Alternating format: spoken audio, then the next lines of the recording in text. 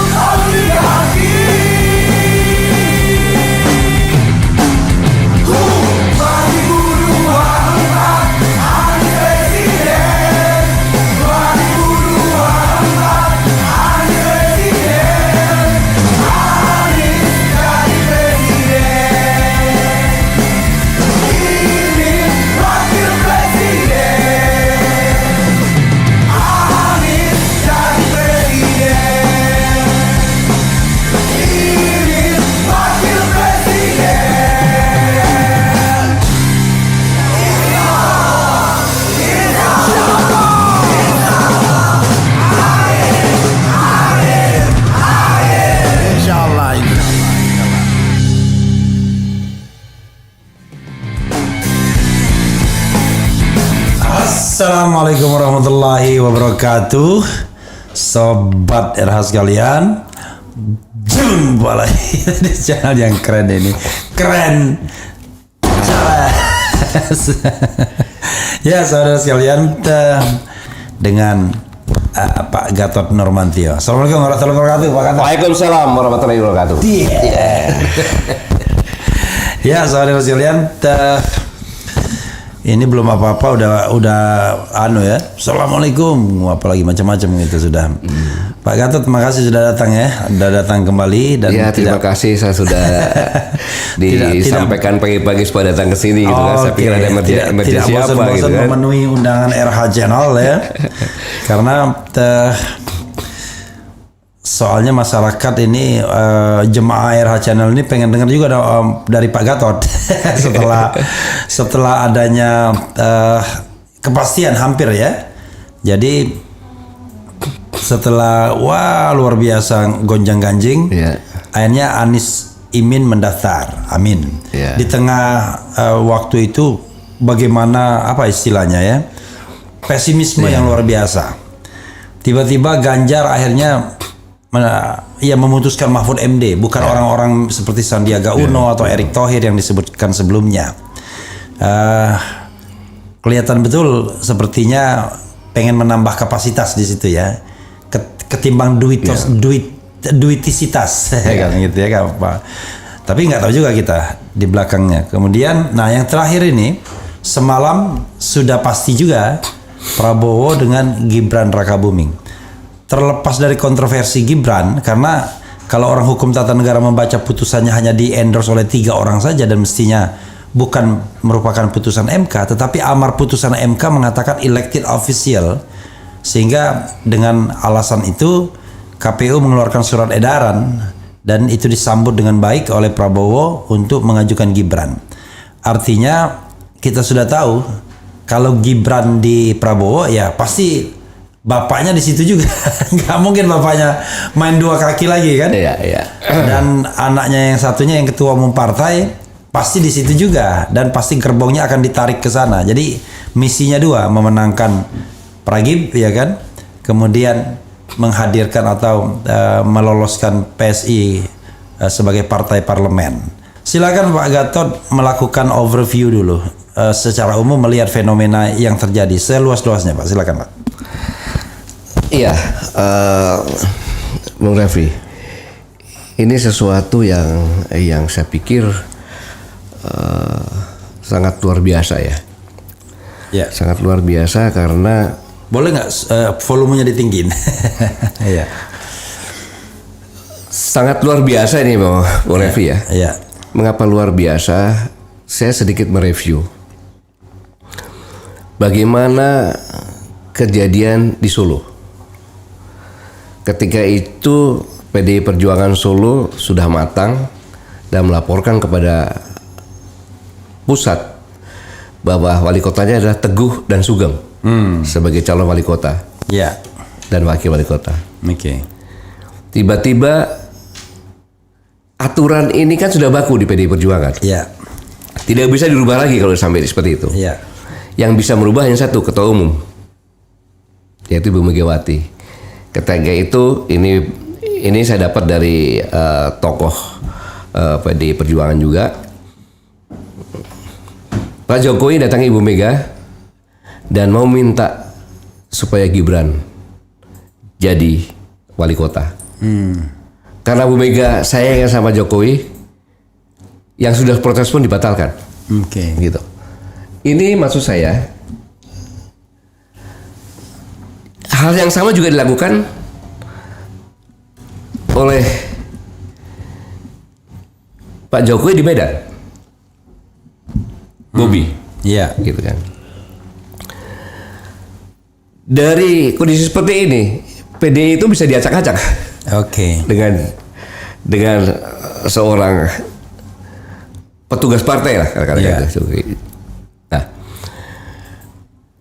dari kondisi seperti ini timbullah pemikiran, siapapun juga yang dekat di sana, pikiran bahwa sesuatu tuh bisa dirubah, asalkan yang merubah itu punya legalitas, kayak gitu.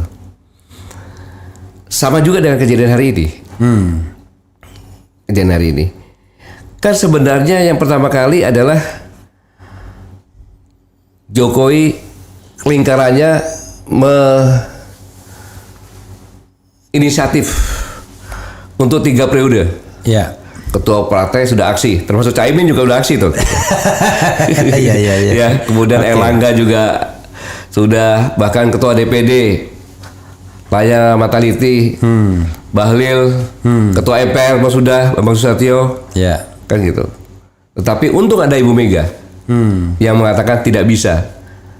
Konstitusi menyatakan seperti itu gitu. Nah, dari itulah maka muncul apa yang harus dilakukan kan gitu. Dan keputusan Mahkamah Konstitusi ini kalau kita lihat dilakukan tanggal 19 Oktober itu menunggu kekuatan penuh. Itu Bung Raffi. Iya. Ketika Demokrat bergabung, maka SBY aja dukung kok pasti. Oke. Mantan presiden kan gitu. Ketua-ketua partai besar juga mendukung. Ahli hukum tata negara, Iya. kan? Yang ada di situ.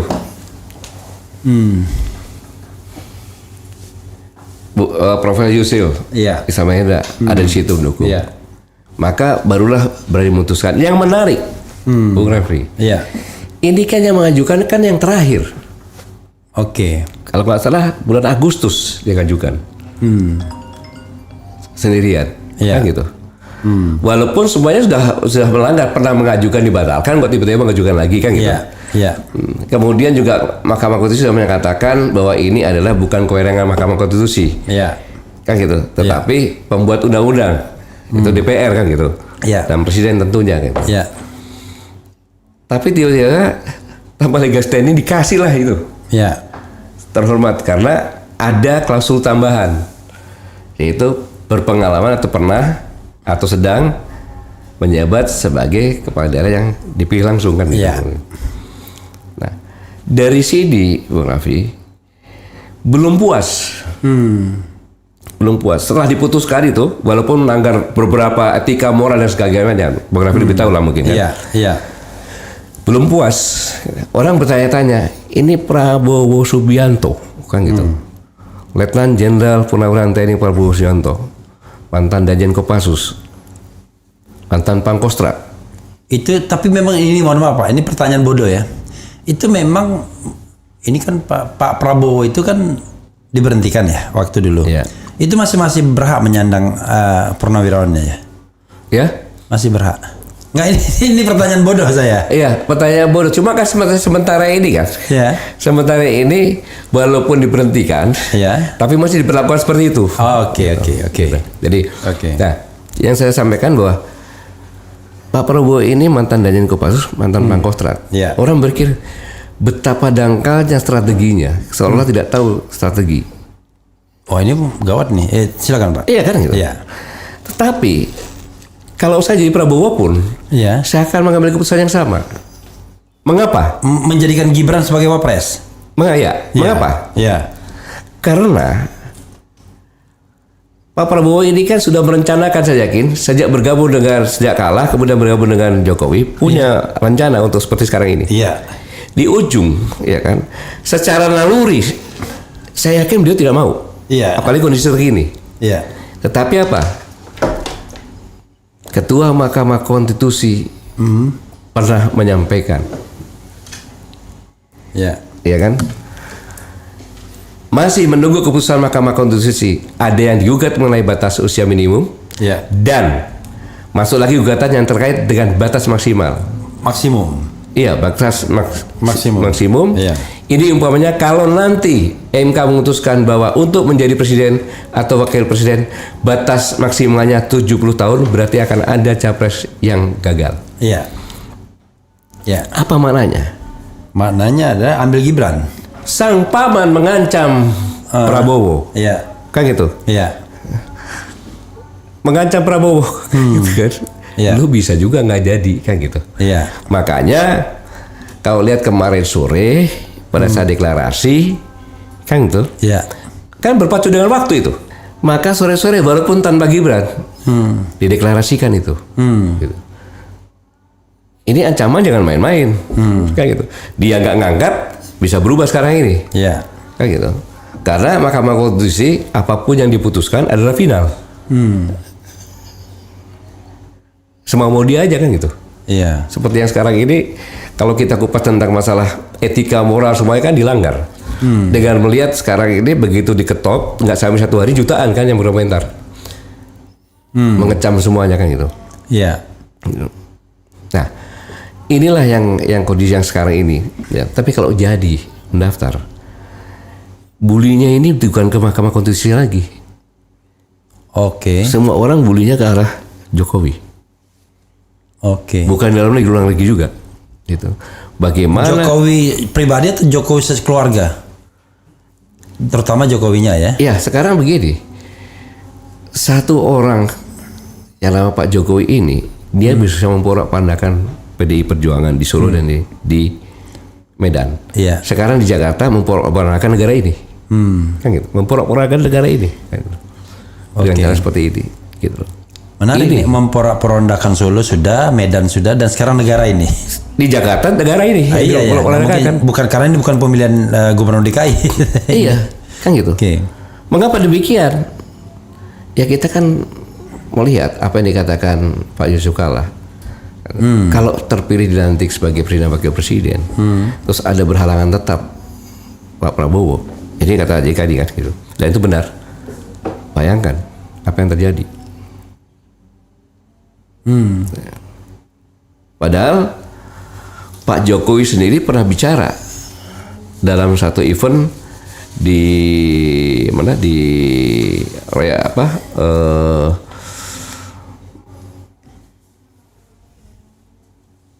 acara relawan bahwa pemilihan presiden ini sangat menentukan ke depan Indonesia. Oke. Gitu kan. Kalau salah begini bla bla bla bla. Kalau salah luar biasa dan sebagainya kan. Dan ini bukan Jokowi yang ngomong, pengamat yang ngomong kan gitu. Beliau kan ngomong seperti itu. Iya. Pengamat yang ngomong gitu. Dan kita bisa melompat menjadi negara maju atau terjebak dalam middle income. Ya. Jebakan ya, jebakan yang seperti di Amerika Latin itu. Ya. Itu dikasih contoh sama Pak Jokowi. Dan Pak Jokowi sendiri yang ngomong bukan saya ini, pakar-pakar dari IMF, World Bank, kemudian McKinsey, Bappenas, dan pakar-pakar. Walaupun kita punya bonus obligasi, tapi pemimpin negara ini sangat perlukan. Apa yang terjadi? Apalagi kalau kita melihat, Bung Raffi, suatu hal yang mengerikan. Saya mencari data, dan data ini dari Profesor Weiner, Profesor Weiner Antweller dari University of British Columbia, yang mengamati nilai tukar negara-negara, ya, dolar dengan nilai tukar negara-negara. Untuk Indonesia, ya, rupiah dari tahun 71 sampai dengan 2022 itu tergerus kurang lebih 3.992,78%. Bayangin kenaikannya itu 3.982%.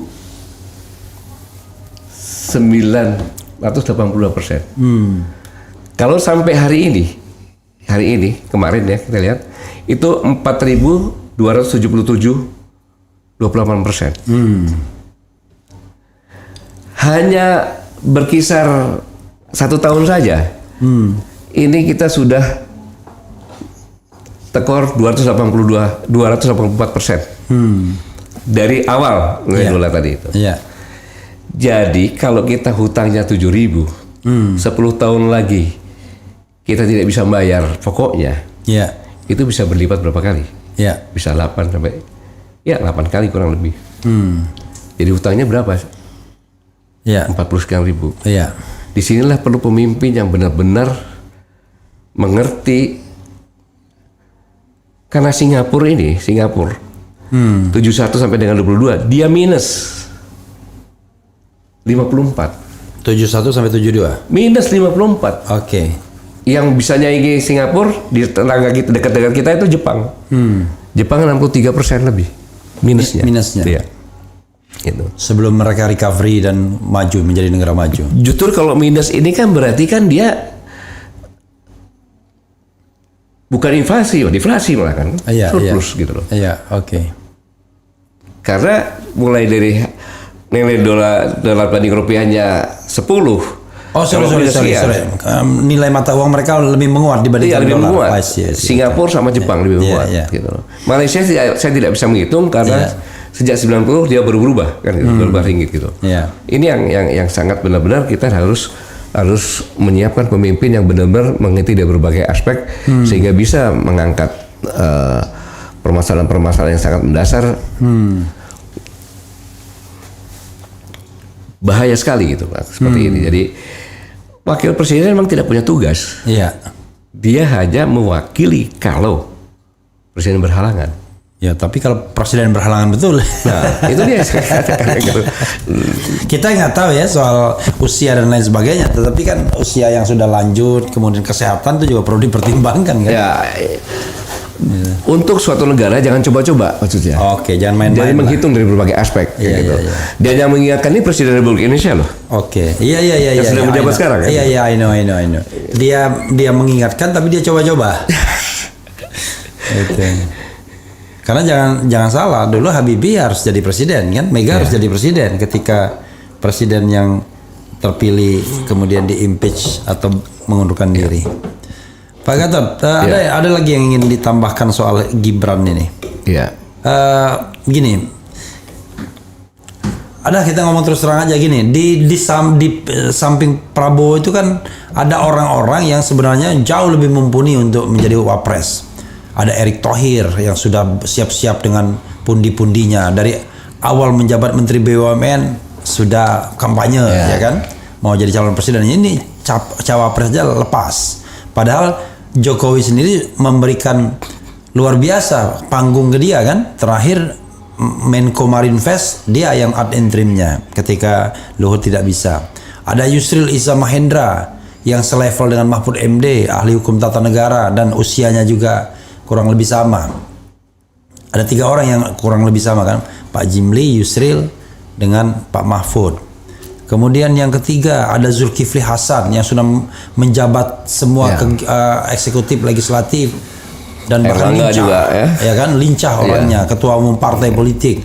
Tapi ada Erlangga juga. Iya, Erick Thohir, ada Erlangga Hartarto, ketua umum partai yang pemenang nomor 2, kursi nomor 2. Tapi mereka ini lewat semua dengan anak kecil. Iya, makanya saya bilang ngakak gitu. Oke, kalau silakan. kita melihat kan begini, Bang Raffi. Kita harus menaruh hormat kepada PDI Perjuangan. Ya. Itulah contoh suatu partai yang dia bisa menyalonkan ketuanya sendiri. Oke. Menjadi wakil presiden dan akhirnya menjadi presiden. Kayak gitu. Setelah itu sekarang mencalonkan lagi kader yang terbaik yang menjabat gubernur. Gitu. Yang kedua adalah Partai Demokrat. SBY. Gitu. Dia buat partai, kemudian dia ketua partai dan dia menyalonkan sendiri. Itulah sebenarnya partai seperti itu kan gitu. Yang kedua Prabowo Subianto, ya kan? Dengan Gerindra, kan gitu. Mencalonkan. Sampai dengan sekarang kali. Kemudian PKB Caimin sekarang mencalonkan sebagai Wapres. Partai memang begitu kan gitu. Yang jadi pertanyaan Bung Raffi, Golkar pemenang kedua. Ini kan sebenarnya dengan mengangkat Gibran sebagai Golkar kemudian dicalonkan untuk menjadi Wapres, itu kan pelecehan terhadap kader-kader Golkar yang luar biasa. Termasuk Erlangga sendiri. Dan Golkar ini luar biasa loh. Ketika reformasi dia digebukin, bahkan mau dibubarkan kan. Ya. Tapi selang pendegek pemilu nomor 1 loh. Nomor 1. Tahun 1999 digebukin di mana-mana. Iya. Tahun 2004 nomor 1. Nomor 1. Ya. Jadi Golkar itu luar biasa gudangnya kader. Ya. Karena mereka menerapkan. Contohnya saja, sekjennya, Ya. Sekjen TNI Purnawirawan Ludwig Paulus. Ya. Ketika masuk dia nggak diterima. Ya. Lu masuk dulu di bidang pertahanan. Gitu. Setelah masuk di bidang pertahanan, tahun kedua atau ketiga dia masuk ke PLH Ketua Golkar Lampung, baru jadi sekjen, kan gitu. Ini saya tidak mengecilkan generasi muda, tidak mengecilkan Gibran ya. Ya. Walaupun dalam kondisi yang sekarang ini dalam meningkatkan destinasi pariwisata, Ya. saya katakan cukup berhasil. Walaupun itu juga mungkin tidak menampik ada bawaan dari wali kota yang ramah kan Pak Rudi kan gitu kan. Satu. Yang kedua, ya enak jadi wali kota yang homogen, lalu dibantu pula oleh pusat. Ya. Proyek-proyek pusat kan banyak di sana. Ya. Kemudian pada saat weekend kemarin Airbus, Ya. Garuda menerbangkan Airbus untuk kunjungan untuk Jakarta Solo itu. Itu kebetulan saya di sana saya ambil ada keberhasilan itu. Tapi kan Ya. dalam sektor seperti itu kan itu. Sedangkan Ya siapapun bisa Pak kalau jadi wali kota, tapi kemudian bapaknya presiden, ya kan orang takut semua. ya maksudnya Soalnya di tempat di daerah yang homogen pula gitu. tapi kan dalam itu kan dia pandai mempermanfaatkan bapaknya itu kan Oke, ya, iya. gitu juga. Jadi nah tetapi untuk negara ini 270 sebentar lagi 280 juta. Masa presiden nanti waktu pers bilang kalau dia jadi presiden, Iya. nanti tunggu bapak dulu, nggak mungkin kan? Ini nasib loh. Iya. Nasib rakyat Indonesia loh ini yang itu yang menjadi kekhawatiran kita semuanya gitu. Ya, oke lah ya. Kalau kita hitung-hitungan Pak ya. Tapi penegasan dulu lah ya. Menurut Pak, tadi kan ada pernyataan dari Pak Gatot yang seolah-olah tidak sinkron. Pak Prabowo blunder memilih Gibran. Iya. Tapi di sisi lain, kalau saya jadi Pak Prabowo, saya pilih Gibran. Ini maksudnya apa Pak? Gini loh, saya katakan tadi kan, Iya. Pak Prabowo itu nggak ada kembali, nggak ada jalan kembali. Oke. Karena kan diancam sama Ketua Mahkamah Konstitusi. I see. Dia mengatakan masih ada loh satu lagi yang harus saya putuskan hari ini. Ya. Kalau 70 tahun diterima maksimal 70 tahun, masuk ke Prabowo. Oke. Sekarang kita tanya, kalau hari ini Mahkamah Konstitusi menolak permohonan itu, kan masih ada 2 hari lagi untuk cheating. Hah? Kalau memang benar-benar, Ya. benar-benar Pak Prabowo ini, ya kan benar-benar tahu strategi, Oke. ya kan kemudian tahu dampaknya, Ya. orang akan memaki-maki semuanya, kan pengamat politik pun menyampaikan kan bahwa Gibran dengan bergabung Prabowo, dia tidak meningkatkan tapi tidak menurunkan. Ya. Dia katakan baiknya karena apa? Tidak meningkatkan stabilitas Prabowo, tidak menurunkan stabilitas Prabowo. Ya. Nah sekarang dengan kondisi sekarang pasti kan menurunkan, Ya. kayak gitu. Nah 2 hari ini hari yang sangat menentukan, Ya. iya kan? Tetapi permasalahannya bagaimana Golkar bos, bagaimana PAN bos. Oke. Tapi cukup Gerindra sama Demokrat cukup, Iya. ngapain takut gitu loh. Ya. Dan itu akan berbalik, kekuatan stabilitas baru akan naik gitu. Kalau memilih bukan Gibran. Tapi yang jadi masalah begini, kan orang lain mengatakan berharap poros keempat sebenarnya, Iya, dan kuncinya di Golkar. iya. Kalau Golkar mau jadi calon presiden, maka gampang sekali. Yaitu dia cukup pergi dan bawa satu partai. Entah itu Demokrat, entah itu PAN. Pasti Demokrat mau, PAN mau. Demokrat berarti AHY. Masalahnya bukan mau atau tidak mau, berani apa tidak gitu. Ya itulah masalahnya. Saya ingin sampai ke sana. Iya. Jadi kemudian PAN pasti mau kan dengan Erick Thohirnya. Jadi dapat. Cuma mereka kan sudah diancam dari awal semuanya itu ya kan. Ya Erick Thohir, ya Zulkifli Hasan, ya ini yang nggak terancam cuma SBY sama AHY, tapi nggak bisa sendirian dia. Gitu. Bung Raffi, ya yang jadi pertanyaan. Saudara Erlangga Hartarto itu apa jasanya dalam pembentukan Golkar? Iya. Ada nggak jasanya? Bapaknya mungkin ada sedikit. Saya tanya Pak Hartanto kan itu. Iya. Ada nggak sampai membesarkan Golkar? Ya dia kebetulan dibesarkan oleh Presiden Jokowi. Karena dia menjadi ketua umum ketika masa pemerintahan Presiden Jokowi. Iya.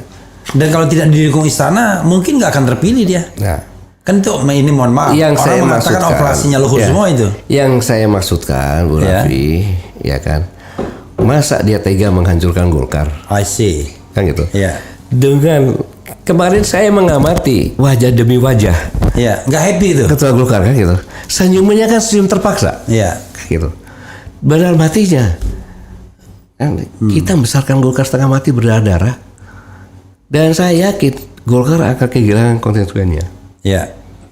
Marah mereka semuanya.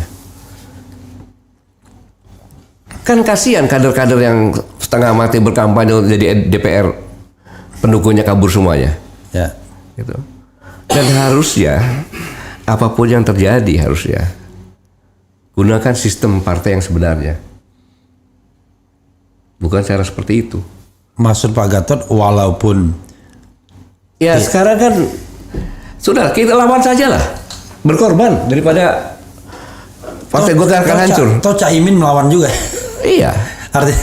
Artinya sekali-sekali melawan ya nggak apa-apa. Apalagi sudah menjelang pendaftaran gini Iya. kan. Udah nanti pas pendaftaran tiba-tiba Erlangga berpasangan dengan AHY. Kemudian Apapun, Prabowo dengan tetapi siapa gitu? saya katakan kalau toh nanti dia dipidanakan, Ya. orang mengatakan dia pahlawan, Ya. kan? Dan proses pidananya akan dikutuk sama orang. Ya. Mengapa harus takut? Gitu. Karena harapan Golkar ini kan partai nasional gitu loh, yang menjaga stabilitas ini selama ini.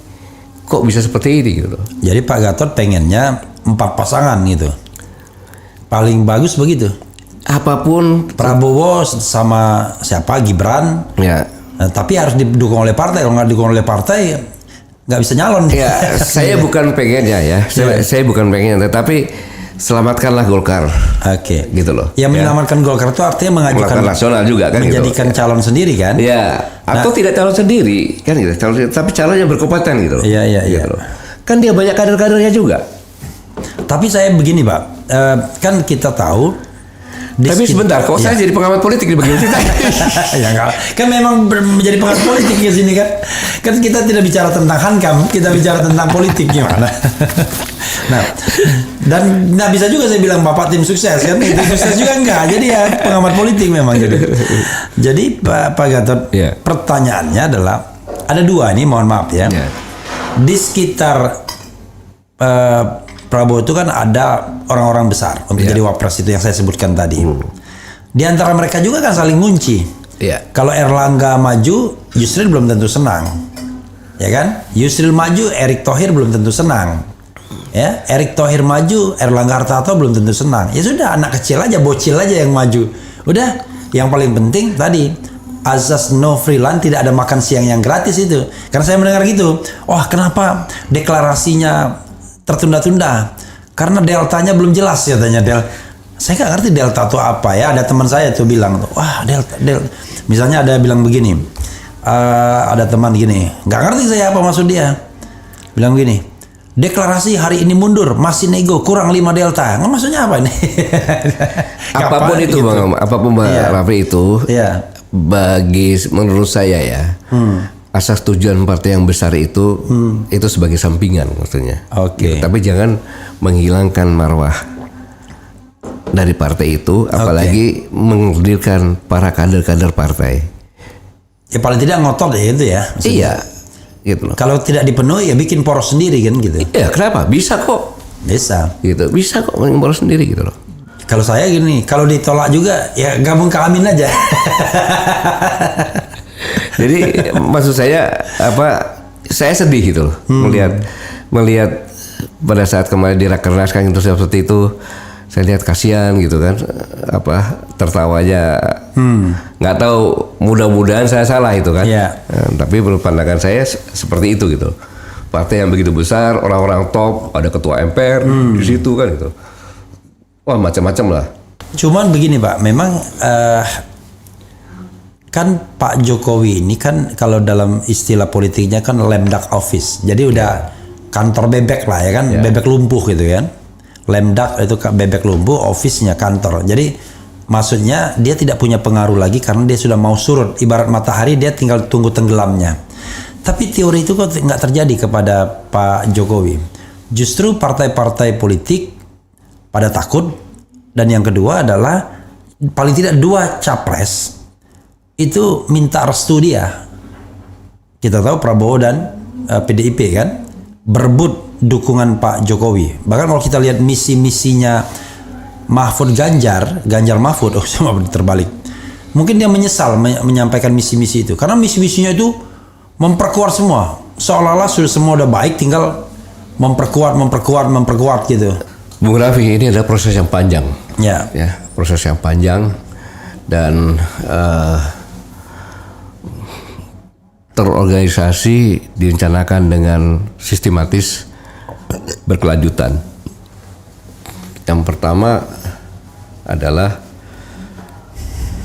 Pak Jokowi ini yang tadinya adalah seorang presiden yang tidak punya kekuatan apapun juga kecuali kekuatan rakyat. Tidak memegang kepolisian Republik Indonesia, tidak memegang TNI, tidak memegang DPR, tidak memegang kejaksaan. Kan gitu.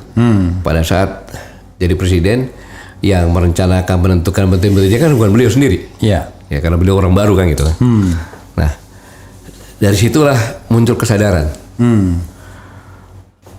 Bagaimana memegang DPR. Mulailah digarap partai-partai.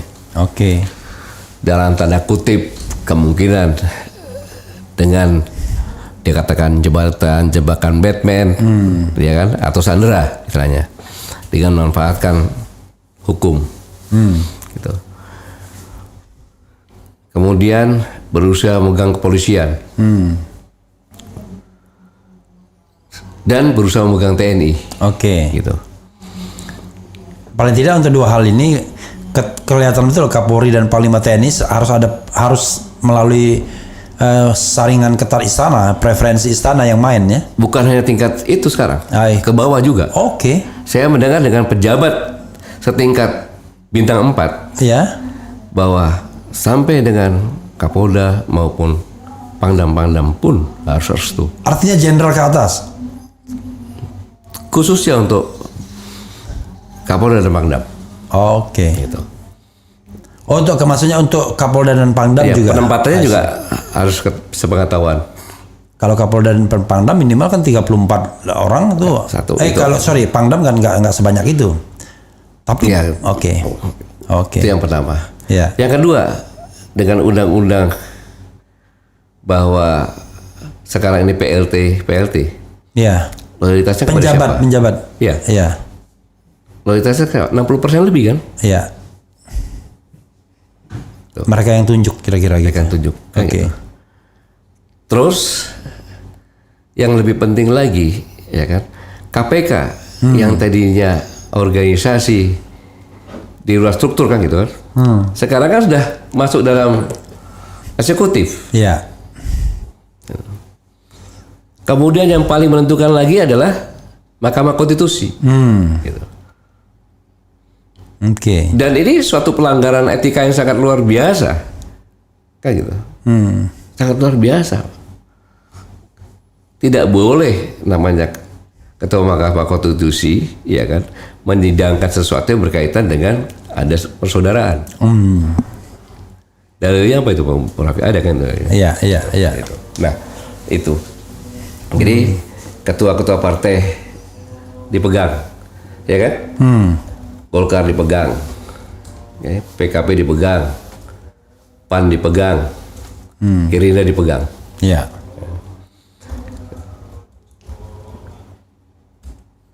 Tapi itu kan biasanya berlaku ketika dia in power. Memang betul-betul lagi lama masa jabatannya. Tunggu dulu, kan? Tunggu dulu. Dalam waktu yang masih ada ini, Dia tinggal buka, dia tinggal nyuruh ke orang-orangnya dia semuanya. Iya. Apa? Kejaksaan, bukanlah taruhlah kejaksaan itu kan dari PDI Perjuangan. Iya. Tapi jam pintelnya mungkin, jam pisusnya mungkin, apa? Wakil Jaksa Agungnya mungkin. Ya. Jadi memang sistem ini memang udah dipegang secara utuh gitu loh. Gitu. Apalagi sekarang ini maka dengan adanya Gibran masuk, berarti kan masih di situ. Iya. Gitu. Iya. Itulah yang membuat bagaimana caranya bahwa kekuatannya tidak berubah gitu. Ini yang membuat yang tadinya tidak hanya dipegang oleh memegang rakyat, Ya. sekarang DPR dipegang, semuanya dipegang. Karena bagaimanapun juga Kapolri Panglima TNI itu masih harus ditentukan hak prerogatif Istana. 1000% presiden. Kapan dia ganti silakan ganti. Gitu. Oke. Kepala Staf Angkatan sama Ya, juga. minimal masih 1 tahun lagi masa jabatan mungkin ya. Iya, itu yang dengan cerdas. Apalagi Mahkamah Konstitusi sudah dipegang. Oke, tapi ada hal lain yang Selanjutnya lagi, Oke. masih ada lagi ancaman lagi tadi. Oke. Kan gitu. Iya. Begitu tadi Pak Prabowo mau macam-macam. Langsunglah Ketua Mahkamah Konstitusi bicara. Masa Ketua Mahkamah Konstitusi bicara seperti itu masih ada lagi satu lagi yang batas umur Iya. bisa aja. Kan itu sama aja. Iya. Prabowo, lu jangan macam-macam lu. Kan gitu. Jadi memang trik-trik itu digunakan sangat pada sehingga kalau ada demonstrasi itu aja bui-bui saja itu. Gitu.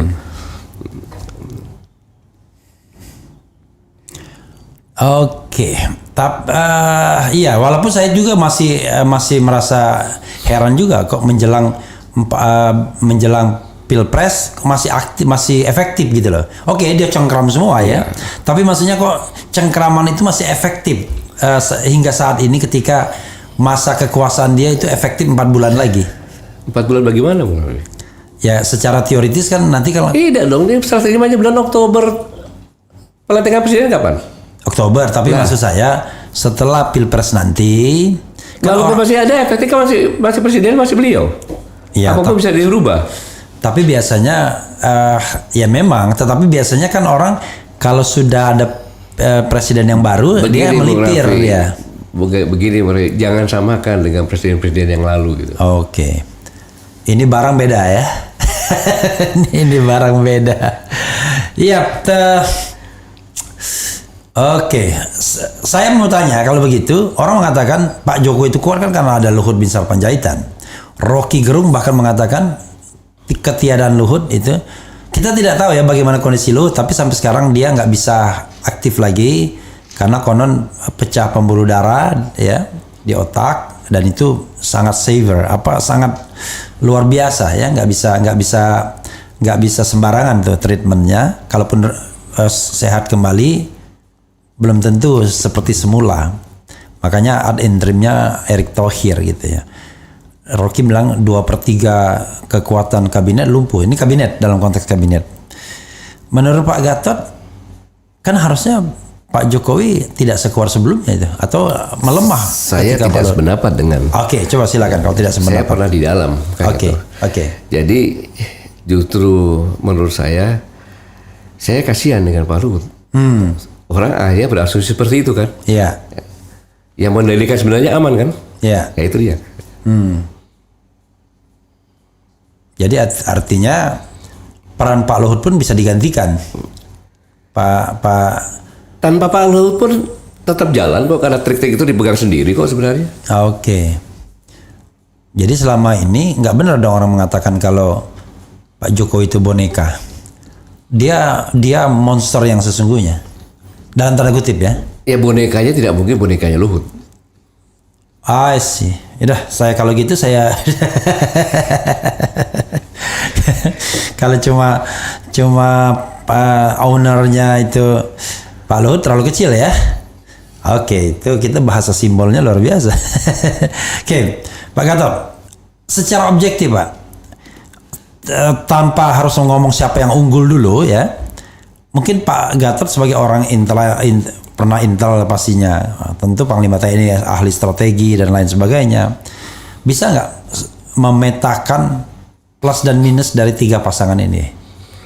Mungkin terserah mau dari manapun, silakan Pak Gatot. Sekarang secara agak dekat sedikit Pak. Ya, agak dekat. Jangan terlalu jauh. Saya tadi Bung Raffi ngantuk aja saya. Jadi gini. Ya. Secara hitungan biasa dulu ya. Ya. Bung Raffi, Pak Jokowi itu pada saat Pilpres itu perolehan suaranya berapa? Pilpres tahun berapa ini?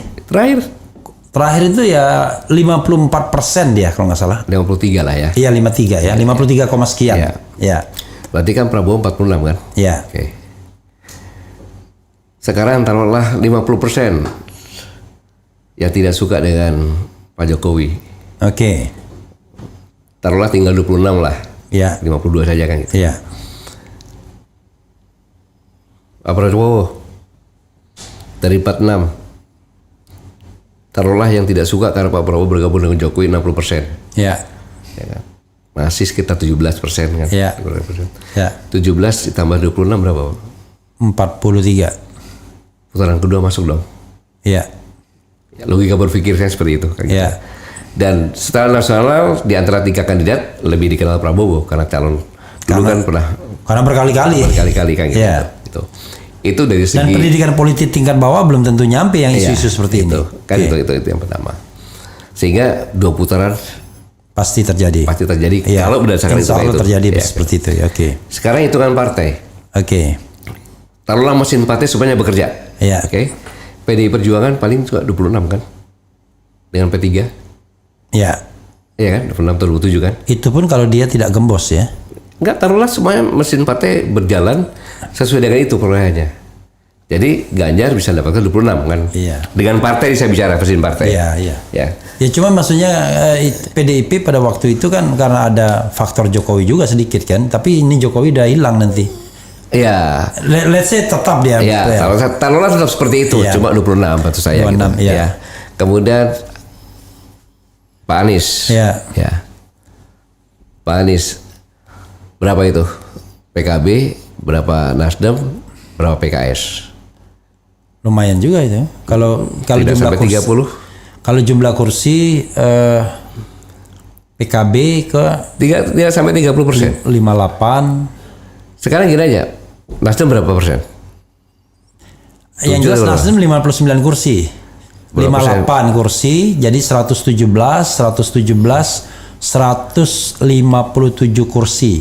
Itu lebih gede dari PDIP. Iya. Lebih gede Tapi dari tidak sampai 30%. Iya, lebih gede dari PDIP. Karena PDIP kan saya tahu jumlah kursinya 128 ditambah 19 ya. 128 tambah 19 cuma 140-an. Nah, sementara Amin itu 167. Jadi dari jumlah kursi itu masih banyakkan ini. Masih banyakkan apa? Masih banyakkan Amin dari jumlah kursi. Ya, saya punya datanya nih. Ya.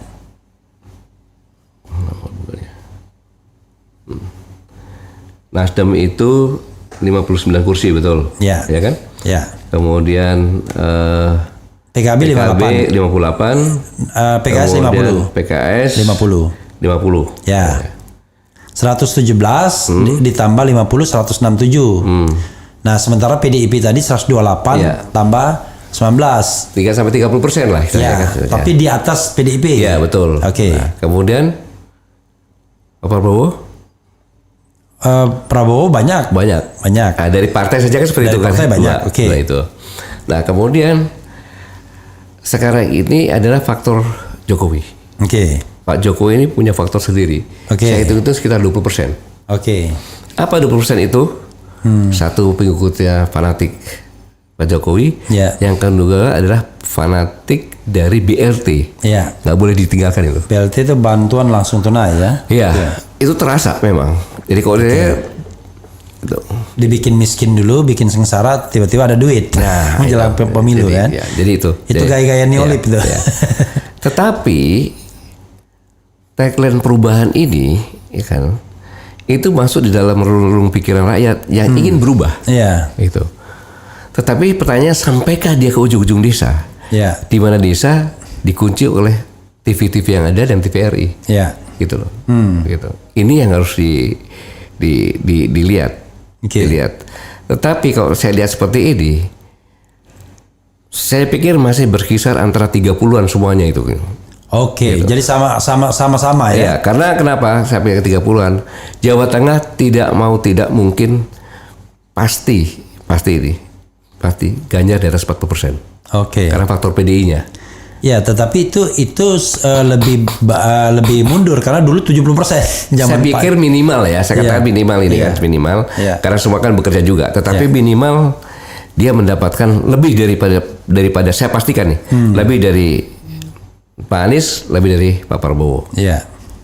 Karena faktor bukan Ganjar ya, faktor PDI-nya. Gitu. Oke. Ya itu menurut logika berpikir saya saja gitu. Oke. Saya artinya akan terjadi 2 putaran logika ya. Ya, logikanya 2 putaran. Kalau itu berjalan secara objektif ya, objektif. Oke. Dari 2 putaran tersebut menurut Pak Gatot, kalau saya simpulkan hitung-hitungan tadi ya, berarti Amin Prabowo dong yang maju. Putaran kedua. Nah, kalau putaran kedua ini kan kita bisa siapapun juga. Ya. Tapi bagaimana putaran kedua ini siapa yang menang kan gitu? Ya, maksudnya yang masuk pada putaran kedua kan Amin Prabowo tadi kalau saya lihat ya. Kalau hitungan Pak Gatot. Kalau kondisi yang sekarang ini kan ya, sekarang ini. Tapi kan ini kan semuanya belum bekerja dengan kampanye segala macamnya kan gitu. Kan gitu. Berarti kan ada trik-trik yang lainnya lagi kan bisa juga gitu. Nah, sekarang let's say ya, menurut Pak Gatot bisa balik nggak ini Jokowi Mega? Artinya gini, ini kan kita bicara tentang pengaruh putaran kedua. Misal putaran keduanya yang maju Amin Prabowo head to head. Kan dulu orang mengatakan, wah ini pendukung Mega pasti pilih Prabowo kan, nggak mau dia Amin. Tapi sekarang bisa jadi malah terbalik karena sudah jadi musuh bebuyutan ini. Saya nggak tahu skenario seperti apa kalau putaran kedua. Ya kalau putaran kedua seandainya Amin Prabowo, saya punya keyakinan. Komando Ibu Mega ke Amin. Kenapa? Karena udah patah arang dia. Dan sekarang kan begini Bung Raffi. Iya. Coba diamati bener ya. Iya. Pada saat sudah matang, wali kota dan wakil wali kota Solo. Iya. Ya kan. Terus Pak Jokowi ke Ibu Mega karena Ibu Mega sayang dengan Jokowi. Iya. Ingat, karena sayang dengan Jokowi. Mengorbankan ketentuan yang dibuat sendiri, akhirnya mengalihkan kepada Gibran. Satu. Sama juga yang terjadi di Medan. Calon wali kotanya akhirnya loncat ke partai lain kan? Gitu. Kan gitu. Belum lagi bagaimana Jokowi dulu seperti apa diangkat oleh Ibu Mega kan itu. Itu kan itu. Bagaimana orang yang tadinya sayang kemudian dilempar begitu saja, gitu kan. Dengan entengnya, Kaisang masuk PSI, mendukung ke sana. Ingat Bung Raffi, pada upacara 17 Agustus di Kota Madia, Solo, Gibran pakai pakaian apa? Apa? Pakainya. Kalau nggak salah petugas itu pekerja parkir kan? Oh iya. Apa itu maknanya? Nyindir dia. Ya saya nggak tahu kan. Saya tanya apa gitu kan. Jadi dia ingin nyindir bahwa daripada petugas partai lebih baik lebih mulia jadi petugas parkir gitu. Nah, I don't know exactly apa maksudnya. Dan itu pada saat upacara proklamasi kemerdekaan loh. Kan gitu. Yang intinya sekarang ini semua dua gua pegang. Mau apa lo? Gitu. Tentunya kemarahan ini tidak mudah diobatin kan gitu. Tapi kan saya tidak tahu. Ibu Mega kan seorang yang negarawan lah kan. Tidak tahu bagaimana nantinya saya belum bisa memastikan. Gitu. Saya nggak bisa memastikan kalau pasti begini nggak bisa gitu kan. Itu kan hanya perkiraan saya dan saya bukan pengamat politik kan. Jadi kalau saya ya wajar aja. Baru belajar politik juga saya ini. Dan juga tidak berpengalaman dalam pemilu karena nggak pernah nyoblos. Nggak pernah. Pernah kemarin. Pernah nyoblos. Kemarin 2019 aja nyoblos. Tapi sebelumnya nggak pernah nyoblos. Nggak pernah nyoblos. Nggak pernah nyoblos ya. Pak Gatot ya. Iya. Oke, saya tidak mau menyudut-nyudutkan Pak Gatot untuk terus menerus ini karena udah bilang bukan pengamat politik ya. Sudutkan saja nggak apa-apa. Sudut saja nggak apa-apa ya. Oke. Karena itu biar disudutkan biar penonton yang menyudutkan ya kan. Oke. Saya bacakan beberapa hal yang barangkali Pak Gatot entah gimana cara menjawabnya itu terserah Pak Gatot. Ini yang relevan. Tolong ini yang relevan. Militan ABW, tolong ketegasan Pak Gatot bagaimana terkait dukungan. Apakah benar Pak Gatot seperti podcast sebelumnya akan mendukung orang yang punya partai dan punya uang sendiri, artinya tidak dikendalikan oligarki alias wowo ya, tanda tanya. Nah, kemudian Pilpres bakal 2 putaran, Anies kalah di putaran kedua. Ini oleh pendukung Pak Jokowi ya. Pak Gatot pantas jadi Menko Polhukam, nggak usah dijawab.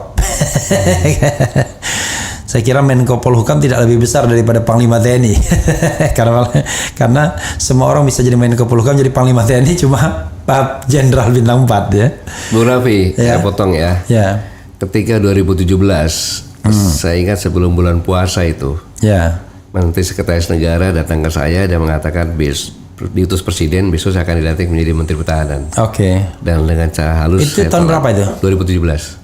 Oh, ketika Pak Gatot dipensiunkan. Bukan, sebelum dong. Oh, sebelum bulan puasa itu. Oh, sebelum pensiun. Oke. 2017 gitu kan.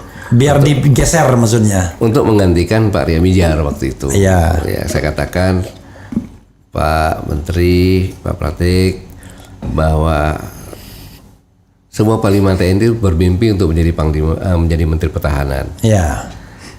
Tapi izinkan saya di sisa waktu saya ini, saya akan mengeluarkan moral dan etika. Kenapa? Tentara tanpa moral dan etika, saya bilang itu pasti kalah. Jepang sehebat apapun juga karena dia tanpa moral dan etika dia akan kalah. Kok begitu maksudnya gimana? Begini, Pak.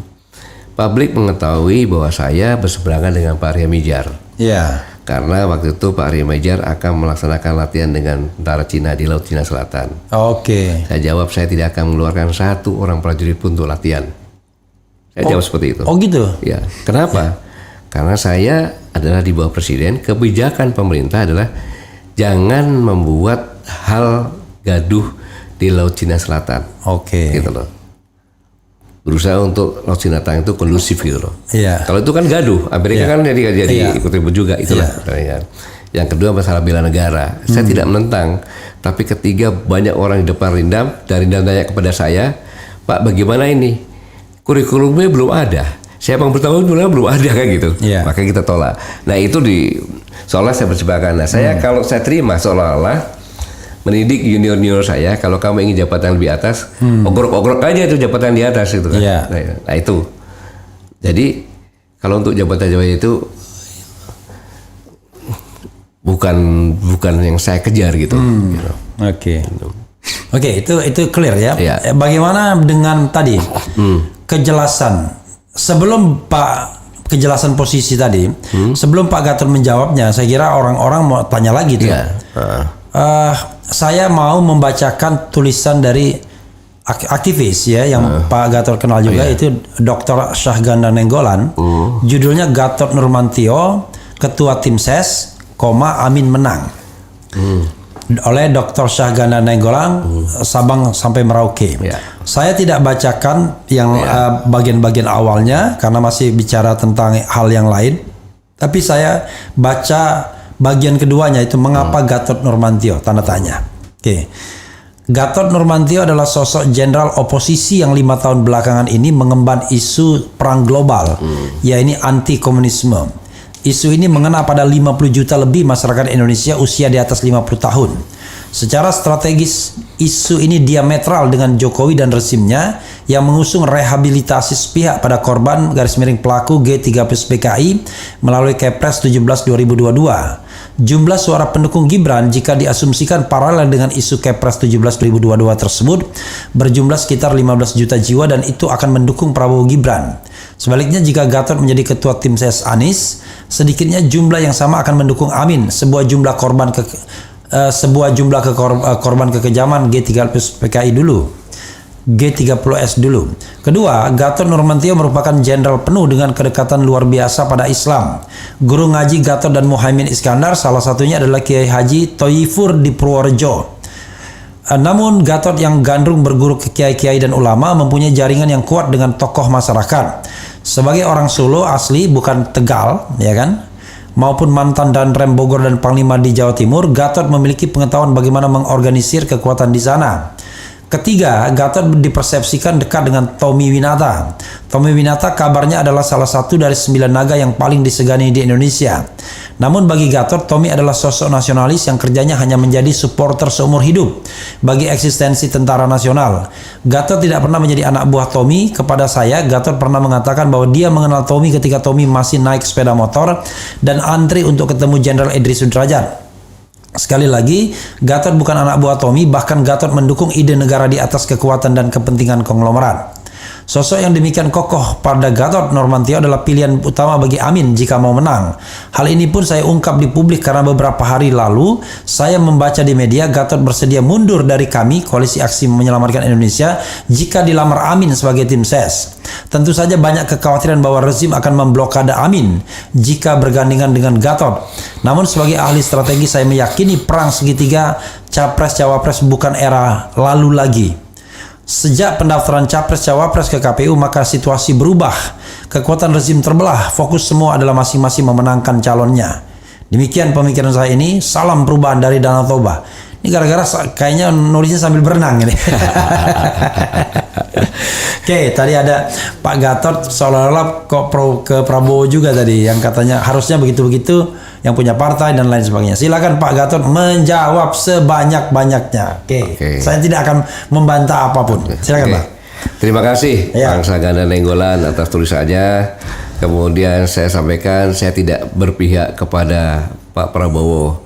Hanya saya sampaikan bahwa Pak Prabowo itu kemarin itu di dalam tekanan yang sungguh luar biasa karena Ketua Mahkamah Konstitusi yang mengatakan masih ada satu lagi. Kalau 70 tahun itu diiyakan maka ada salah satu calon presiden. Itu kan ancaman. Maka deklarasi kemarin sore itu untuk menunjukkan paman ini loh ponakanmu udah jadi pasangan saya kan begitu. Nah kemudian kok tadi kan contoh-contoh partai saja gitu loh, contoh-contoh partai yang partai itu kan sebenarnya yang ajukan calon presiden ya dari kader-kader partai ya ketua partainya kan gitu logika berpikirnya gitu. Kemudian untuk masalah keberpihakan bahwa yang menentukan pemenangan itu bukan tim sukses ya.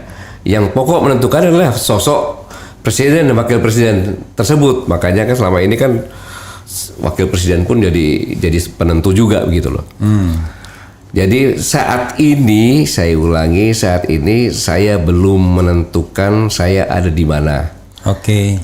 Bang Anies sahabat saya, sama-sama waktu di kabinet kan gitu. Kemudian Pak Prabowo senior saya, teman diskusi saya kayak gitu. Kemudian Pak Ganjar gubernur kampung saya kan gitu, saya di Solo kan gitu.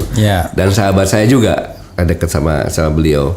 Sehingga saat ini biarlah saya sebagai pengamat kecil-kecilan yang mengamati saja dulu dan belum, dan kata-kata saya akan keluar dari kami kalau dilamar.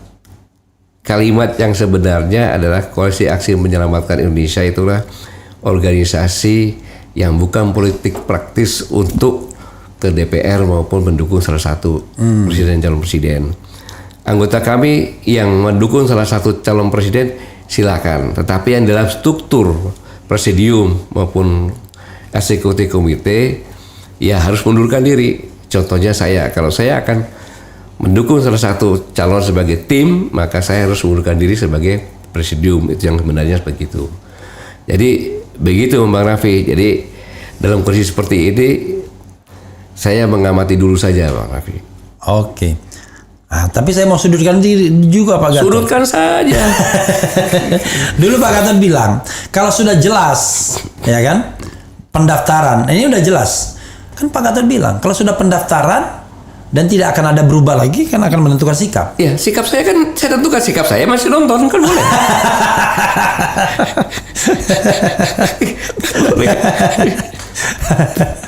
Ya, oke.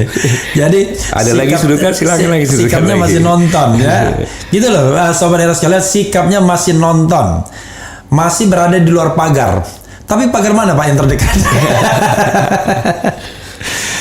Yang terdekat mudah-mudahan pagar perubahan, mudah-mudahan ya kan. Oke. Yang bilang bubar mohon maaf, amin dah daftar ya. Tapi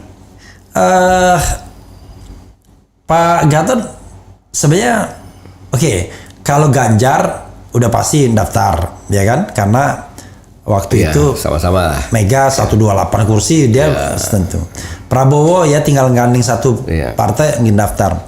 Tiba-tiba yang Sagani kan Amin kan Anies kan hampir nangis tuh di Nasdem ketika dia sebelum datang ke KPU itu sebelum ke KPU dia ke Nasdem ngomong dan di situ dia kemudian mengungkapkan isi hatinya yang luar biasa dan dia menangis pada waktu itu bagaimana susahnya hanya untuk mendaftar saja dan akhirnya mendaftar. Komentar Pak Gatot. Iya, namanya mau jadi presiden begitu tuh nggak susah, ringan lah. Kan gitu. Jadi presiden loh kan gitu. Jadi justru rintangan-rintangan itu menjadi indah. Kan gitu. Kan gitu, rintangan-rintangan menjadi indah. Itu cobaan memang harus dilalui gitu kan gitu. Dan saya pikir Pak Anies tegar juga menghadapi itu. Pada saat dia menangis bukan menangis karena sedih, menangis karena bersyukur kan itu sebenarnya. Karena terharu ya. Terharu aja gitu. Ada lagi? Ada lagi nih. Silakan. Orang mengatakan sebenarnya gini, kalau kita bergaul dengan tim Amin ya, dia selalu mengatakan mereka yakin kok menang dan mereka buktikan ketika membuat acara yang tanpa mobilisasi, tanpa bayar ya, tapi mereka bisa menghadirkan massa yang begitu luar biasa di Makassar, di Sidoarjo. Kemarin di KPU bahkan ini mohon maaf tuh Ganjar Mahfud aja numpang ya kan. Nah dan itu adalah massa organik yang genuine dari bawah. Kita lihat tuh partisipasi itu kayak Jokowi 2014. Tapi orang mengatakan ini kan kecurangan ini akan menentukan segalanya, termasuk Pak Gatot bilang nanti ujungnya di MK nanti kan gitu. Ada dua hal komentar Pak Gatot soal begini dan kemudian bagaimana menentukan agar pemilu ini berjalan secara baik ya, sukses ya, tidak ada kecurangan, termasuk bagaimana menjamin netralitas TNI, Polri dan BIN, karena tiga institusi itulah yang disebut dalam perkara Pilpres yang lalu di Mahkamah Konstitusi. Silakan Pak Gatot. Iya baik, jadi ini yang menjadi berat, menjadi berat karena melihat dari moralitas ya, Ketua Mahkamah Konstitusi dengan memutuskan kemarin ini kan dari berbagai aspek sudah bahkan dua hakim mengatakan kan. Kemudian yang saya katakan tadi bahwa mengapa Ketua Mahkamah Konstitusi mengapa Ketua Mahkamah Konstitusi sampai menyampaikan seperti itu. Masih ada satu lagi kan gitu. Yaitu ambang batas maksimum untuk 70 tahun. Kenapa harus menyampaikan seperti itu? Dia Mahkamah Konstitusi loh. Apakah itu bukan diartikan sebagai ancaman kepada Pak Prabowo?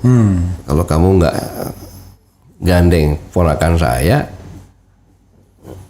bisa jadi alhamdulillah sekarang sudah diketok kan gitu kan. Sudah diketok. Nah, itu. Jadi peran Mahkamah Konstitusi itu harus diselesaikan sebelum ini berlanjut. Entah dibubarkan, entah hakim yang mengundurkan diri atau apa. Karena kalau itu masih ada, mereka tidak mungkin tidak mungkin menjadi pengadil yang adil ya. Nah sekarang Ya. keputusannya bersikap final, alasan hukum kan banyak aja alasan hukum. Yang seperti ini jelas kelihatan kan. Frasa dari 40 tahun ditambah pengalaman. Apa sih Ketua Mahkamah Konstitusi kan Menko Polhukam hanya mengatakan iya atau tidak saja kan, nggak bisa menambah kan gitu.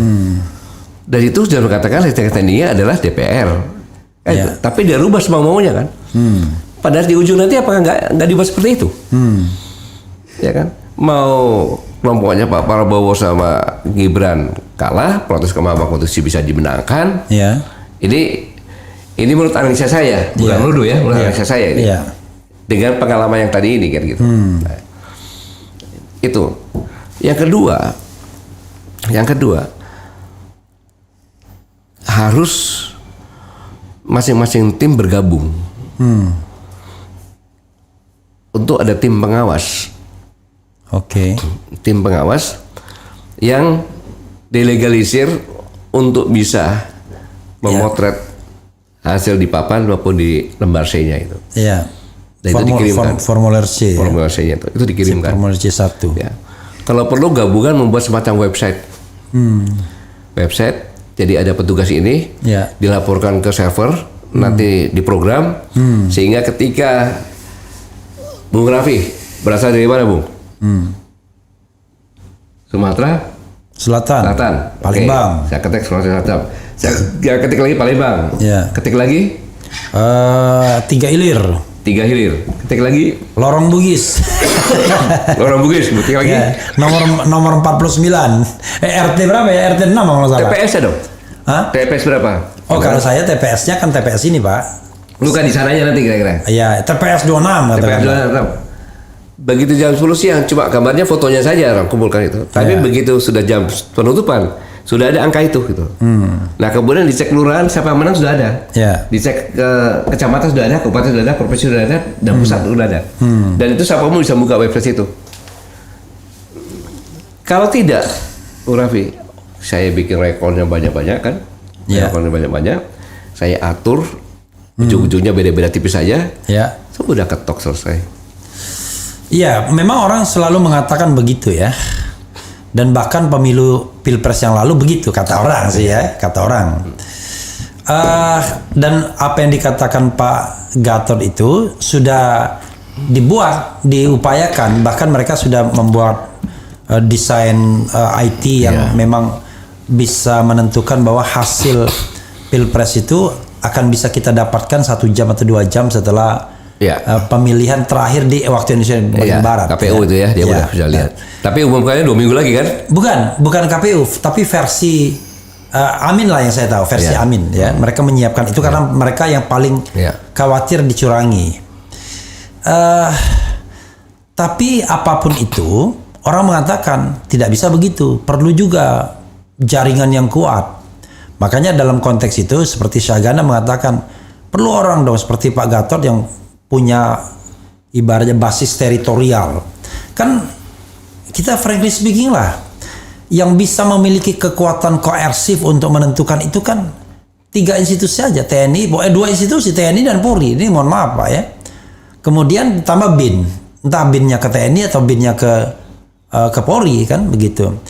Dan sudah rahasia umum kan, ada yang seperti itu. Nah cuma sekarang bisa terbelah mereka karena ternyata istana nggak kompak, pecah 2. Tapi apapun itu kan tetap saja kita TNI tidak terpecah.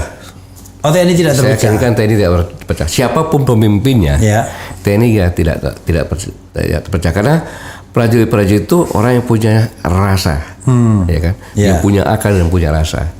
Gitu. Tapi bagaimana menjamin netralitas mereka, Pak? Karena itu yang paling penting kan sebenarnya. Di lapangan tuh bisa saja ada pengarahan, bahkan ada ya udahlah.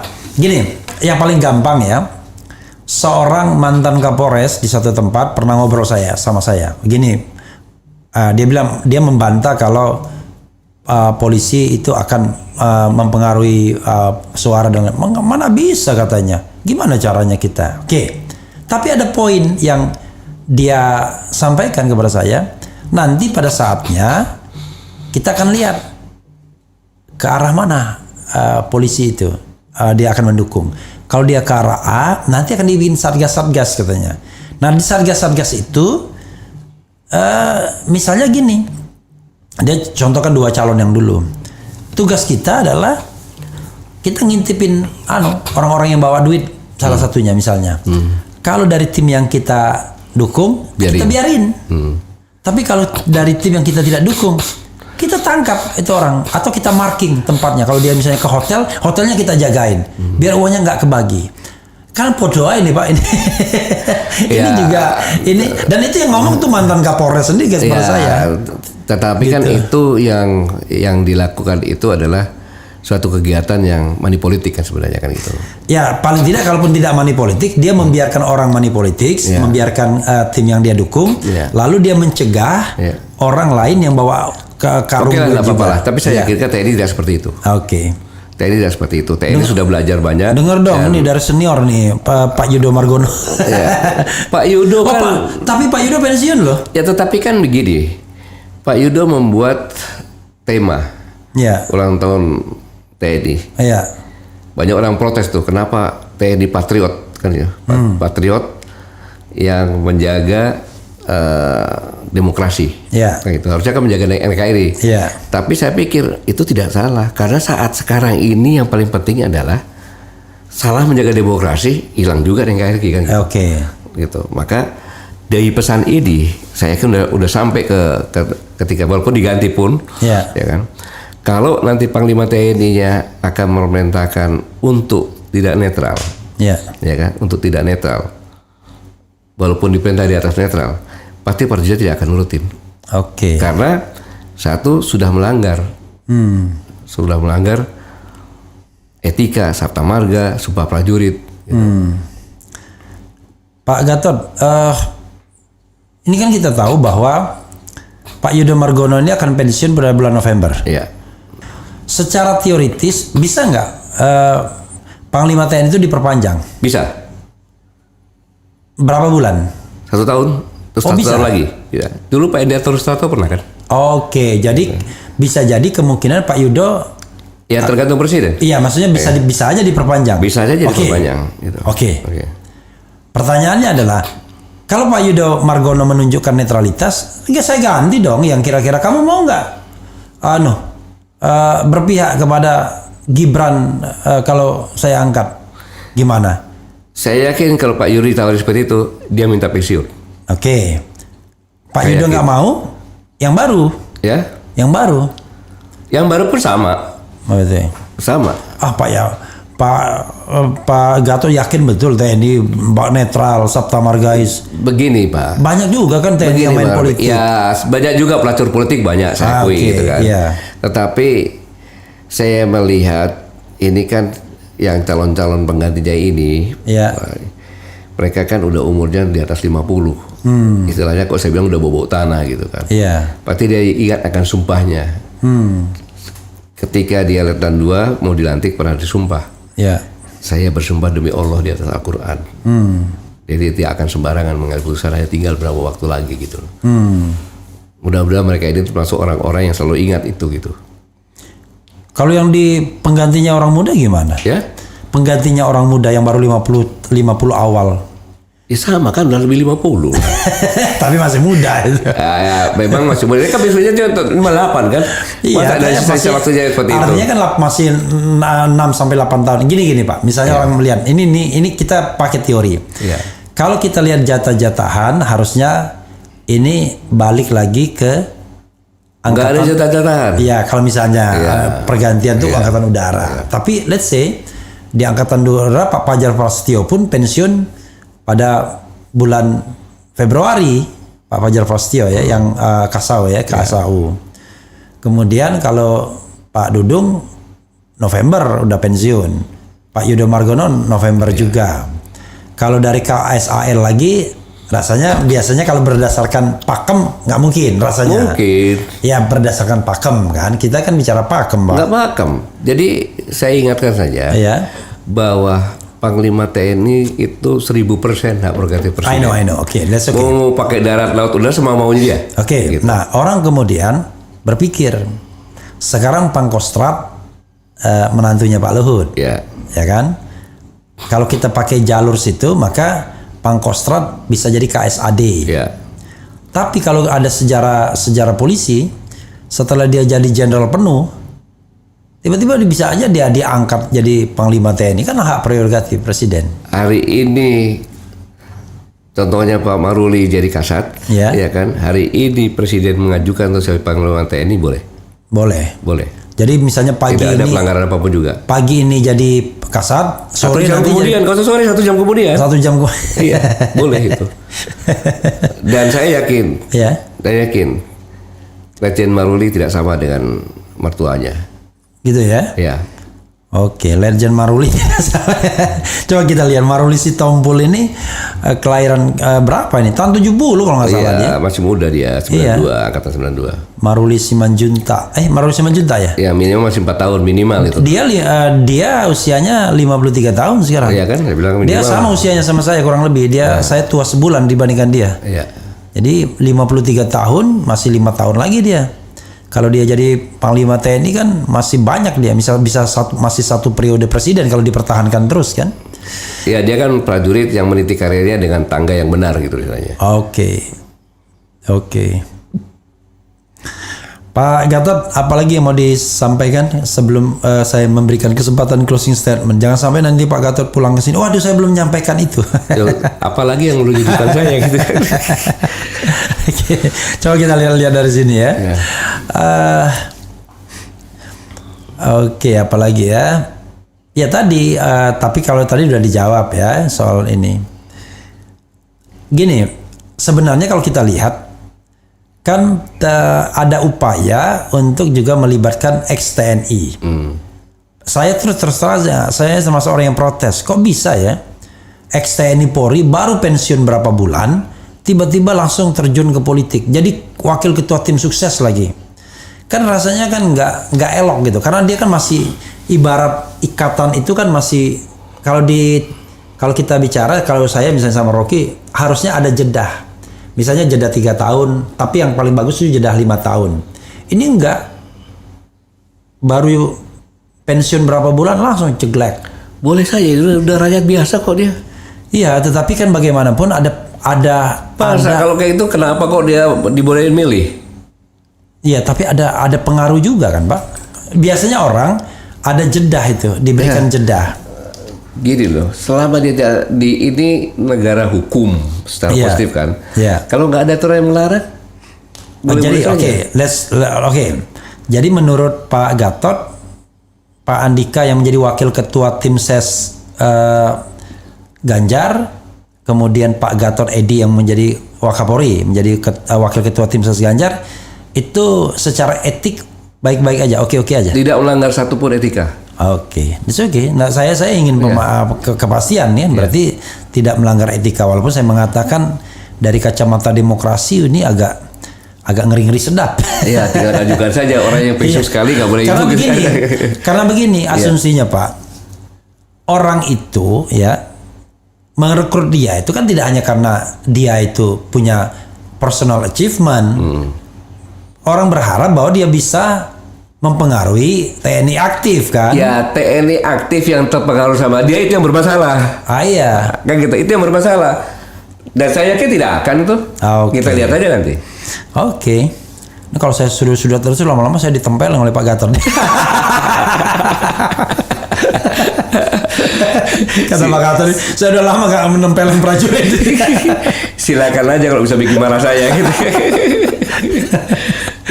Oke, Pak Gatot, sebentar ya. Apa ada lagi nggak ya? Jangan sampai saya nanti diprotes orang nih. Wah, nggak ditanyakan. Protes apa lagi?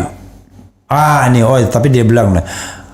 Ashari Budiman, Bang Repi, please biar Jenderal Gatot stay in his line as guardian of NKRI sebagai penjaga NKRI. Jangan didorong-dorong lagi, hehehe, pakai hehehe, sudah nggak usah didorong-dorong dia ya. Kemudian Assalamualaikum warahmatullahi wabarakatuh, Pak Gatot, Pak Refri dan Bung Gatot, luar biasa. Berarti saya dipanggil Pak Gatot dipanggil Bung. Hakul muda yakin, lagi dong saya. Iya, Hakul yakin menang, Amin menang. Tapi dengan syarat pengawasan terhadap netralitas KPU, Bawaslu dan Polri diperkuat. Nah, ini the last question. Tadi Pak Gatot yakin betul TNI netral. Yakin? Polri nggak bisa bukan ngomong dong, saya, bukan nggak wilayah. tahu lah itu, bukan wilayah saya. Sebagai pengamat KPU Bawaslu gimana? Tadi kan MK sudah tahu. Ini ada paman ya. Ya. Ada lagunya kan, kemarin paman datang, pamanku bawa putusan. Oke, coba kalau kita bicara tentang penyelenggara pemilu, utamanya KPU dan Bawaslu. Itu menentukan juga. Kemarin kan jam 2 malam tuh putusan memutuskan Jokowi menang 2019 gitu. Jam 2 dini hari bukan malam. Ya, saya tidak berprasangka buruk ya. Tapi mungkin bisa dilihat bagaimana cara perekrutan KPU dan Bawaslu. Gitu. Apakah sudah sesuai dengan tahapan-tahapan yang benar atau bagaimana gitu aja. Ini perlu ditanyakan kepada orang yang mengerti jelas tentang itu. Ya, saya sendiri ketika mereka rekrutmen udah protes. Nah, ketua tim selnya orangnya Jokowi, orangnya apa? One Team Press, salah seorang deputi di One Team Press. Kok bisa begitu? Berarti semakin lengkap dong itu. Semakin lengkap, ya. Iya, gitu. Cuman jangan salah, sekarang ini kan ada keterbelahan. Tapi ya tetap aja itu lebih pro, nggak tahu saya. Ya, tapi kan saya pikir situasi sekarang ini sudah berubah kan ya. Ya, kemampuan IT segala macam, mengontrol segala macam sudah lebih gitu kan. Dan dalam kondisi seperti ini saya yakin generasi muda ini yang merasa dia sebagai pemilik tongkat estafet bangsa ini tidak akan tinggal diam. Hacker segala macam itu tidak akan diam, dan mereka akan bekerja untuk bersama-sama mengawal gitu. Ini menarik sekali ya ketika kita bicara mengenai persaingan politik yang memang kadang-kadang soal fairness. Ini ada misalnya pernyataan dari Denny Siregar yang selama ini orang bilang wah ini buzzernya Jokowi dan lain sebagainya. Tapi dia protes keras katanya. Sangat keras, bukan keras lagi. Sangat keras. Tadi saya baca di mana ya, dia mengatakan kalau dulu katanya saya itu lebih senang kritik-kritikan sama pendukung Anies katanya. Paling ya kita kritik sekeras-kerasnya paling mereka marah doang. Ya jelas lah, dan nggak punya kekuasaan kan. Tapi kalau pendukung sono ngeri mak katanya. Kurang lebih lah dia bilang. Tadi saya baca. Konstitusi aja bisa dia kangkangi, apalagi kita bisa hilang. Saya terus terang saja, ini buat Denny Siregar kalau dia dengar, itulah yang saya rasakan ketika mau ngeritik Anda. Ya kan? Anda dulu dengan Ade Armandonya, dengan kelompok ada orang bilang CTV gitu, itu Anda memang seenak-enak udelnya aja ngembat orang kan? Karena Anda nggak berpikir, Anda nggak mungkin ditangkap, Anda nggak mungkin persekusi. Paling kita cuma marah atau ini, dan kita ngomong tetap hati-hati kan. Nah inilah yang dirasakan, dimana ketidaknetralan aparat itu membuat demokrasi rusak begini. Karena ada orang yang bisa ngebukin kita setiap saat, tapi kalau kita balas, kita diadukan ke polisi. Saya dilempar air misalnya Pak Gatot, bukannya orang itu ditangkap di depan aparat, malah saya dilaporkan ke orang merampok saja yang mau dibunuh terus dibunuh jadi sangat pembunuh gimana ceritanya? Itu yang kita rasakan. Ya, jadi kita berharap. Maksud saya ya udahlah aparat netral, ini kompetisi politik. Jangan kemudian tiba-tiba ada makar dan lain sebagainya. Kemarin kan begitu. Tim suksesnya yang lawan istana kan dibilang ditangkepin mau makar mau apa itu, Lisung Karisma, Egy Sujana. Maksud saya kita fair lah dalam berkompetisi kan begitu. Oke, silakan Pak Gatot. Ya mudah-mudahan itu dulu. Ya. Nah sekarang semuanya sudah pada sadar gitu loh. Oke. Ya kita kan berharap seperti itu. Ya. Sudah sadar bahwa negara kita ini kalau kita tidak benar-benar sesuai dengan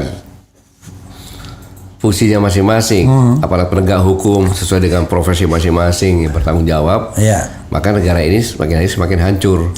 Yang saya katakan tadi, mengamati dari nilai tukar rupiah 1971 sampai dengan 1923 sekarang ini, 2023 itu 427 persen, 4.277%. Depresiasi. Iya. Kita perlu orang yang bisa memanage pemerintahan ini, yang bisa mengurangi ini.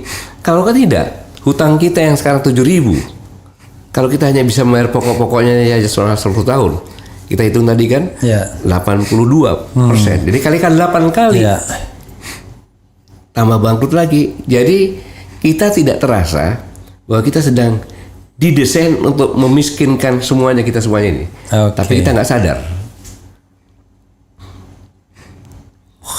Yusril pasang badan, siap jadi penjaga hukum Prabowo Gibran. Gimana mau penjaga hukum? Nggak usah jaga, udah pegang aja pamannya, selesai. Bagaimana mau jaga penjaga hukum? Dia putusannya meragukan aja, dia tidak kritik gimana? Dia kritik dulu pertama penundukan hukum kan, habis itu dia kritik, nggak benar tuh PSI apa ada nepotisme. Itu pada putusan pertama. Ternyata setelah siang dikabulkan. Kan awalnya kan ditolak. Dikabulkan juga awalnya kan nyampaikan telah terjadi penyeludupan konstitusi kan. Iya. Karena pada waktu itu dia berharap masih ada peluang. Ya that's politician ya kan. Berat juga Pak kalau begini caranya Pak. Hidup kita ini tidak ada kawan, tidak ada lawan, yang ada kepentingan yang abadi kan gitu. Astagfirullahalazim. Itu. Ini. Silakan Pak. Apa pertanyaannya kok silakan itu? Silakan statement akhir nih. Kalau memang tapi jangan lupa Pak, statement akhirnya selengkap-lengkapnya sampai maghrib. Silakan statement akhir Pak. Saudara-saudaraku sekalian, sebangsa setanah air, bahwa bangsa kita ini dulu terkenal sebagai bangsa kesatria, patriot. Tapi hari demi hari sekarang ini kita dipertontonkan banyak pecundang-pecundang yang melecehkan itu, ya kan? Kita bisa lihat beberapa hakim, bukan mahkamah konstitusi, beberapa hakim, ada 5 hakim konstitusi yang melakukan seperti itu. Saya kadang-kadang iri kalau melihat seperti di Jepang pada tanggal 1 Maret 2021. Ya. Surat kabar Reuters memberitakan kalau juru bicara Perdana Menteri Jepang, Makiko Yamada, mantan Menteri Dalam Negeri, mengundurkan diri karena malu ketahuan ditraktir makan di salah satu restoran mahal dari seorang pengusaha yang juga Menteri Luar Negeri Jepang, Seiji Maehara, juga mengundurkan diri pada tanggal 6 Maret 2011 setelah ketahuan menerima donasi dari politik dari seorang warga Korea tetangganya sebesar 50.000 yen atau 5,2 juta. Kini publik melihat bahwa Mahkamah Konstitusi sudah menjadi alat kekuasaan yang mengkhianati eksistensinya sendiri. Ya sebaiknya hakim-hakim itu mengundurkan diri. Sehingga kita semuanya ibarat akan bertanding itu punya percaya diri bahwa kita akan menang yang menang, kalau kalah secara objektif gitu. Jadi yang saya katakan sekarang ini, dari semua yang ada sekarang di Honda ini, minim sekali dipertontonkan edukasi, minim sekali edukasi. Yang adalah caci maki dan contoh-contoh yang tidak moralitas. Dan ini sangat berbahaya untuk generasi muda. Maka wajar kalau generasi muda yang dikatakan boros demokrasi ini, mereka sekarang apatis. Bukan karena apatis mereka tidak mau, karena mereka frustasi yang tontonan sekarang ini. Masih ada waktu untuk kita sama-sama membalik. Karena bagaimanapun juga sangat disayangkan kalau generasi muda yang jumlahnya 54% lebih ini mereka tidak ikut dalam pesta demokrasi ini karena mereka mengatakan ini bukan pesta, ini pesta kotor, apa yang katakan pesta lebih banyak pelacurnya, pelacur politik dan lain sebagainya. Ini pesan yang bisa saya sampaikan, Bu Raffi. Ada orang marah ya silahkan sajalah, tapi ini harus saya sampaikan agar generasi muda kita ini bisa mendapatkan edukasi dan situasi yang seperti sekarang ini. Ya, oke. Situasinya kan tidak menguntungkan. Mereka tidak memberikan contoh yang baik ya. Bagaimana kekuasaan itu seolah-olah segalanya. Menjadi pejabat itu seolah-olah segalanya. Atau jangan-jangan kesempatan untuk mendapatkan harta dengan jabatan itu segalanya. Satu saya katakan, bahwa negara ini diobok-obok oleh satu keluarga. Oke. Lalu imbauan untuk generasi muda ya masa golput Pak? Enggak dong. Walaupun kondisinya seperti itu, bagaimana imbauan terhadap nanti pilpres? Generasi muda, kalau ada golput diam saja, justru Anda lah yang akan menikmati kediaman ini dengan hancurnya bangsa ini. Maka berpikirlah dengan jernih, mengamati dengan jernih, dengan penuh keyakinan, datanglah nanti di TPS, pilihlah sesuai dengan hati nuraninya. Jangan dipengaruhi apapun juga. Anda punya pengetahuan yang luar biasa, bisa mengecek, cek and dicek semuanya. Pilihlah yang terbaik, yang punya harapan ke depan. Oke, saudara sekalian, memang Pak Gatot sudah dari awal mengatakan sampai sekarang masih di ring. Entah nanti pertandingan sudah berlangsung, beliau tiba-tiba ke tengah ring, tapi tetap nonton juga. Kalau Bapak ke tengah ring tetap nonton, nanti digebukin orang. Kena lemparan paling tidak, kena lemparannya. Tapi apapun sikap seseorang harus kita hargai ya, dan kita lihat hari-hari ke depan. Tapi harapannya biarlah saya bebas berbicara. Ya. Kalau saya berbicara menyerang Pak Anies bukan berarti saya tempatnya Pak Prabowo, menyerang Pak Prabowo bukan berarti tempatnya Pak Ganjar, menyerang Pak Ganjar bukan berarti tempatnya Pak Anies. Jadi saya punya keleluasaan untuk berbicara gitu. Oke, ya mudah-mudahan hal ini menjadi pembelajaran bagi kita semua. Dan yang jelas kalau ditanyakan ke Refli Harun ya pilihlah Amin, tapi ditanyakan ke Pak Gatot pilihlah yang baik. Sesuai dengan hati nurani. Sesuai dengan hati nurani. Tidak dipengaruhi oleh uang dan apapun juga. Nah, karena bagi Refli Harun yang baik itu ya Amin. Ya itu saja saudara sekalian. Wassalamualaikum warahmatullahi wabarakatuh. Waalaikumsalam warahmatullahi wabarakatuh. Cadas.